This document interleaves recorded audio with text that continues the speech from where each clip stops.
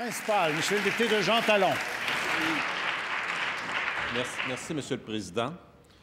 Au cours des derniers jours, des dizaines de chirurgies ont été annulées parce que l'approvisionnement en sang provenant d'Héma-Québec n'était plus sécuritaire.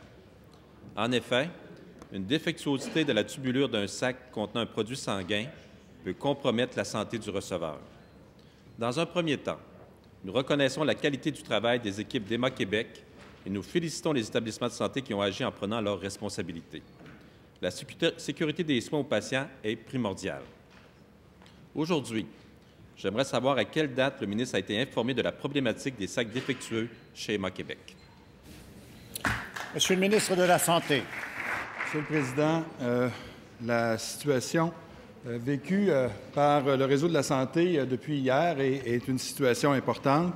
Je pense qu'Héma-Québec, qui est un organisme qui est le leader non seulement pan-canadien, mais international dans la gestion qu'il fait des produits sanguins, a pris ses responsabilités en retirant temporairement des stocks de sang où il y aurait pu y avoir une contamination et en testant ces sacs de sang pour s'assurer qu'il n'y avait pas de contamination. Le problème identifié est un problème de tubulure et donc ça a été bien géré par Héma-Québec.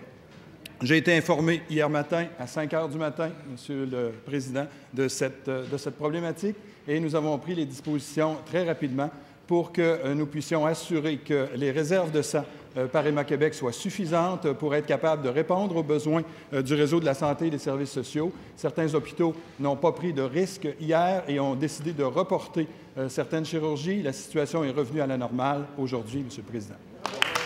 Première complémentaire, Monsieur le député de Jean Talon. Merci, Monsieur le Président. Quel geste a posé le ministre de la Santé et des Services sociaux pour s'assurer que les chirurgies annulées seront réalisées dans un délai raisonnable et que les autres patients en attente d'une chirurgie ne seront pas lésés? Monsieur le ministre de la Santé.